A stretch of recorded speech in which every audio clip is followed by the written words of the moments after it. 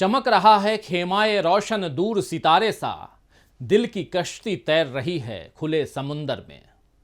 नमस्कार, मैं हूं राजीव और आप देख रहे हैं घूमता हुआ आईना। दीपावली के बाद से दिल्ली की हवा जहरीली हो गई है। वैसे देश की हवा का हाल भी पिछले 8 बरसों से कुछ अच्छा नहीं है और भारत फिर से पहले की तरह खुलकर सांस ले सके, भाईचारे और मोहब्बत की ताज़ा हवा लोग अपने फेफड़ों में भर सकें, ऐसे मकसद के साथ राहुल गांधी भारत जोड़ो यात्रा पर निकले हैं।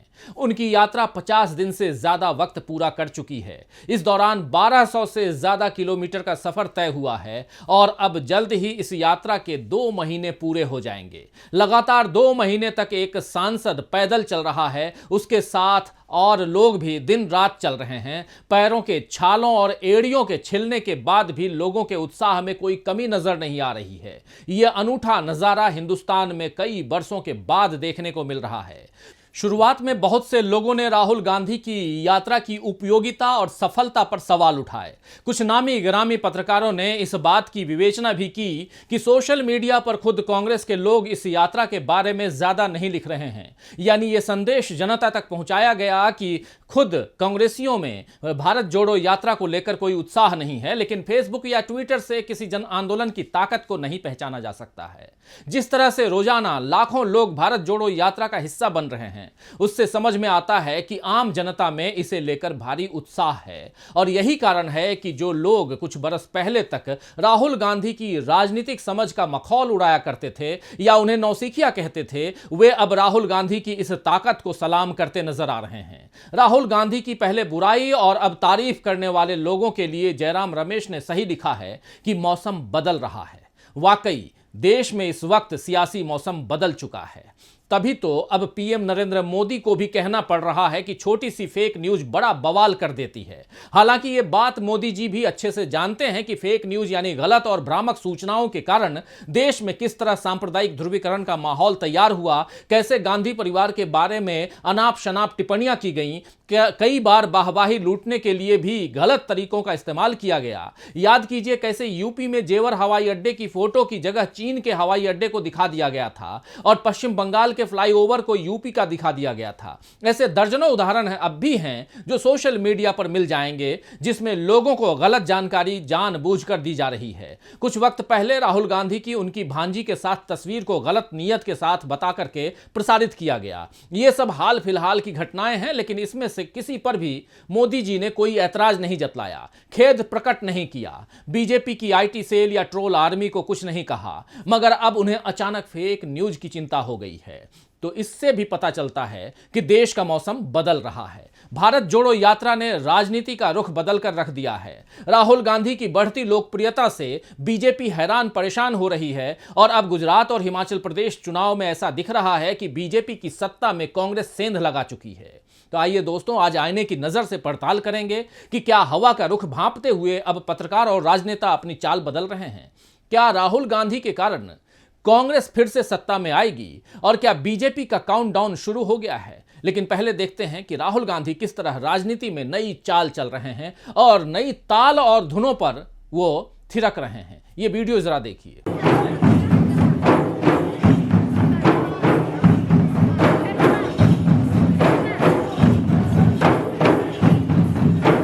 तो देखा आपने किस सहजता के साथ राहुल गांधी आदिवासियों के साथ नृत्य कर रहे हैं, यानी डांस कर रहे हैं और अपने घेरे को बड़ा करते हुए दूसरे लोगों को भी इसमें शामिल कर रहे हैं। उनकी भारत जोड़ो यात्रा का भाव भी यही है कि अपने साथ सबको जोड़ते जाएं और एक हाथ से दूसरे हाथ को जोड़ते जाएं, पकड़ते जाएं। राहुल गांधी भारत जोड़ो यात्रा में तरह तरह के लोगों से मिलते हैं, बातें करते हैं, बातें उनकी सुनते हैं और आगे बढ़ते जा रहे हैं।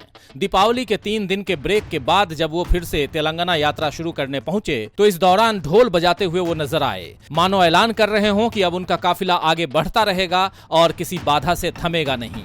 वहीं उनका एक दूसरा वीडियो भी काफी वायरल हुआ, जिसमें राहुल गांधी तेलंगाना के धर्मपुर से भारत जोड़ो यात्रा शुरू करने के कुछ देर बाद एक पारंपरिक आदिवासी नृत्य में भाग लेते नजर आए। इस दौरान उन्होंने आदिवासी समाज के साथ नृत्य किया और आदिवासी टोपी भी पहनी। स्थानीय कलाकारों के साथ उन्होंने ढोल भी बजाया। कांग्रेस ने इस पर ट्वीट कर लिखा, या तो अंबर में कुंतल जाल था या फिर इस समय भारत जोड़ने को चली मशाल है। तेलंगाना बड़ा इतिहास रचने की तैयारी में है।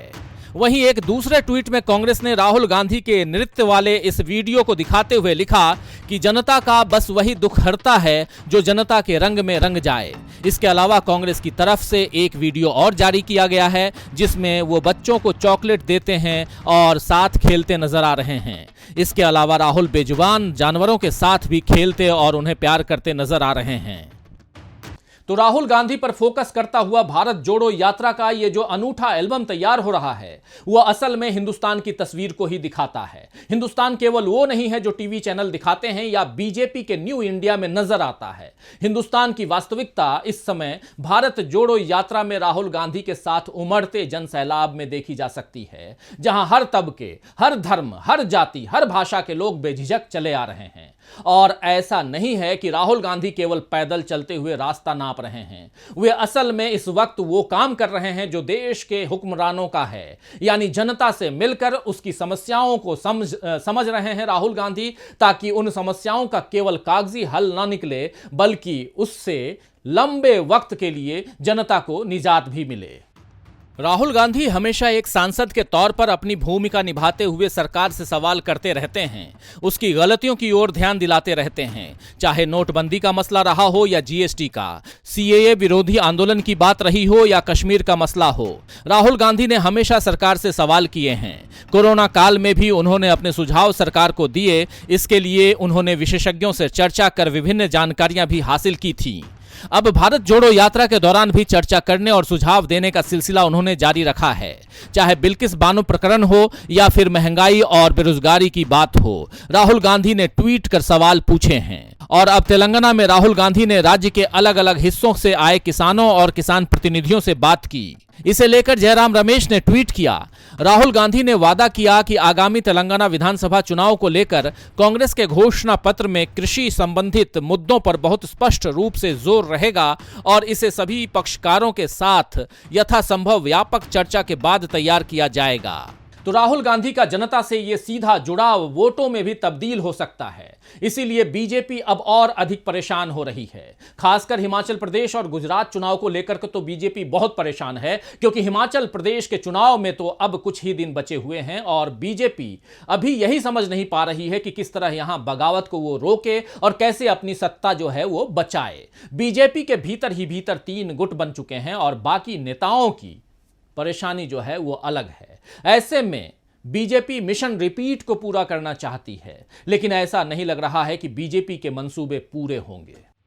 बीजेपी के लिए इस बार डबल इंजन की सरकार होने के बाद पहाड़ी प्रदेश हिमाचल को पार करना कठिन हो रहा है। बीजेपी के राष्ट्रीय अध्यक्ष जेपी नड्डा इसी प्रदेश से हैं और अगर पार्टी को हार का मुंह देखना पड़ा तो देश भर में इसका संदेश सही नहीं जाएगा। वैसे भी यहां 34 सीटें ऐसी हैं जहां 2017 के चुनाव में विजय का अंतर 5000 वोटों से कम का रहा है। बीजेपी मिशन रिपीट की बात तो कह रही है, लेकिन इस पर भी सरकार के खिलाफ युवाओं, कर्मचारियों, पेंशनरों और आम जनता के बड़े वर्ग में जो नाराजगी है वो बीजेपी को भारी पड़ सकती है। इस कारण से पार्टी ने 11 मौजूदा विधायकों के टिकट बदले हैं। इससे जाहिर है कि ज्यादातर मंत्री और विधायक अच्छा प्रदर्शन नहीं कर पाए। महंगाई और बेरोजगारी के मुद्दे पर हिमाचल प्रदेश के उपचुनाव में बीजेपी को बड़ा झटका लगा था। अब फिर से वही हालात बन रहे हैं। हिमाचल प्रदेश अधिक बेरोजगारी वाले देश के टॉप 6 प्रदेशों में है। Centre for monitoring Indian economy यानी CMIE की रिपोर्ट के अनुसार मार्च 2022 में हिमाचल की बेरोजगारी दर 12.1% थी, जबकि ये देश में 7.6% है। इसी तरह सरकारी स्कूलों में शिक्षकों के 10,000 से भी ज्यादा पद रिक्त हैं। सैकड़ों ऐसे स्कूल हैं जो एक शिक्षक के सहारे चल रहे हैं। पद खाली पड़े हैं और भर्तियां नहीं हो रही हैं। ऐसे गड़बड़ और घोटाले बीजेपी की सत्ता की नींव हिला सकते हैं। तो ये साफ समझ में आ रहा है कि हिमाचल प्रदेश के चुनाव के बाद इस बार बीजेपी का सत्ता में बैठना मुश्किल होगा। दिलचस्प बात यह है कि हिमाचल प्रदेश में बीजेपी के राष्ट्रीय अध्यक्ष जेपी नड्डा की प्रतिष्ठा दांव पर लगी हुई है, तो दूसरी तरफ गुजरात प्रधानमंत्री नरेंद्र मोदी और गृह मंत्री अमित शाह का गृह राज्य है। यानी दोनों राज्यों में बीजेपी की टॉप लीडरशिप की इज्जत का सवाल है। हिमाचल प्रदेश में बीजेपी की ढुलमुल हालत हम देख चुके हैं और गुजरात में भी आसार कुछ अच्छे नहीं है। गुजरात चुनावों का ऐलान आने वाली 1 या 2 तारीख तक हो सकता है और ऐसे में गुजरात चुनाव से पहले बीजेपी सरकार ने बड़ा दांव चला है गुजरात में। बीजेपी गुजरात में यूनिफॉर्म सिविल कोड लाने की तैयारी कर रही है और इसके लिए एक कमेटी बनाई जाएगी जो तमाम पहलुओं का मूल्यांकन करके सरकार को रिपोर्ट पेश करेगी। हाईकोर्ट के रिटायर्ड जज इस कमेटी की अध्यक्षता करेंगे। बीजेपी यहां भी सवर्ण मतदाताओं के साथ साथ आदिवासी वोटों को साधने में लगी हुई है, लेकिन आदिवासी तो फिलहाल कांग्रेस के साथ कदमताल करते हुए नजर आ रहे हैं। जरा ये देखिए रिपोर्ट। बीजेपी की सत्ता करीब 3 दशक से गुजरात में है। नरेंद्र मोदी के प्रधानमंत्री बनने के बाद देश भर में गुजरात मॉडल का शोर खूब मचा। गुजरात बीजेपी के लिए हिंदुत्व की प्रयोगशाला भी रही है, जिसका फायदा यहां उसे सत्ता के रूप में मिलता रहा है। लेकिन इस बार लग रहा है कि सत्ता विरोधी लहर, भ्रष्टाचार के बढ़ते मामले और विकास के न दिखने से बीजेपी का फिर से सत्ता में आना मुश्किल है। वैसे बीजेपी समर्थित मीडिया तो यही दिखला रहा है कि इस बार भी बीजेपी की आसान जीत होगी। कुछ लोगों का यह भी कहना है कि अरविंद केजरीवाल बीजेपी को जीत दिलाने में मदद करेंगे, क्योंकि आम आदमी पार्टी कांग्रेस के वोट काटेगी। लेकिन बीजेपी के पक्ष में बोलने वाले लोग गुजरात की हकीकत को जानबूझकर नहीं दिखला रहे हैं। शनिवार को कांग्रेस के नए अध्यक्ष मल्लिकार्जुन खड़गे ने गुजरात से अपने राज्यों के दौरों की शुरुआत की और नवसारी में आदिवासियों की जनसभा को संबोधित किया। आपको बता दूं कि इस बार गुजरात चुनाव में आदिवासी वोटों को रिझाने में मोदी जी भी लगे हुए हैं। नवंबर की 1 तारीख को वो बांसवाड़ा में हैं। दरअसल गुजरात की 40 सीटों पर आदिवासी अच्छा प्रभाव रखते हैं। राहुल गांधी ने भी दाहोद में 10 मई को आदिवासी रैली को संबोधित किया था। अब खड़गे उसी मिशन में जुट गए हैं। नवसारी में पहली जनसभा को संबोधित करना पार्टी की चुनाव रणनीति का हिस्सा है। कांग्रेस क्षत्रिय, दलित, आदिवासी और मुस्लिम के साथ इस बार पटेल को भी जोड़ रही है, क्योंकि दक्षिण गुजरात में आदिवासियों के साथ पटेल समुदाय की अच्छी खासी तादाद है। इसके साथ ही उत्तर भारतीयों की भी अच्छी खासी संख्या यहां पर है। वैसे शनिवार को नवसारी में आदिवासियों का हुजूम कांग्रेस की रैली के लिए उमड़ा, जो इस बात का गवाह है कि बीजेपी के खिलाफ माहौल बन रहा है और इसका फायदा कांग्रेस को होगा। तो गुजरात चुनावों में मल्लिकार्जुन खड़गे सक्रिय दिख रहे हैं और उधर हिमाचल प्रदेश में प्रियंका गांधी ने मोर्चा संभाला हुआ है। राहुल गांधी फिलहाल दोनों राज्यों में नहीं जा रहे हैं। उनके न जाने से बीजेपी के लिए चुनाव में राहुल बनाम मोदी बनाने का मौका हाथ से निकल गया है और बीजेपी अब इसे अपने फायदे के लिए शायद नहीं भुना पाएगी।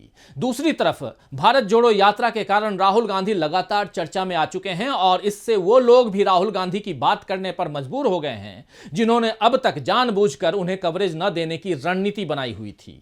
लेकिन अब अपनी रणनीति के विपरीत ये लोग राहुल गांधी की बात कर रहे हैं, तारीफ कर रहे हैं और इससे पता चलता है कि आने वाला वक्त राहुल गांधी का होने वाला है। इस बदलते वक्त को भांपते हुए मोदी जी अब फेक न्यूज पर चिंता जतला रहे हैं और हो सकता है कुछ दिनों में वो महंगाई और बेरोजगारी पर भी बात करने लग जाएं। इधर कांग्रेस पदयात्राओं की रणनीति पर चल रही है। भारत जोड़ो यात्रा के साथ साथ अब ओडिशा कांग्रेस अध्यक्ष शरद पटनायक 31 अक्टूबर को अपनी 2250 किलोमीटर की पदयात्रा की शुरुआत करने जा रहे हैं, जो 100 दिन में पूरी होगी।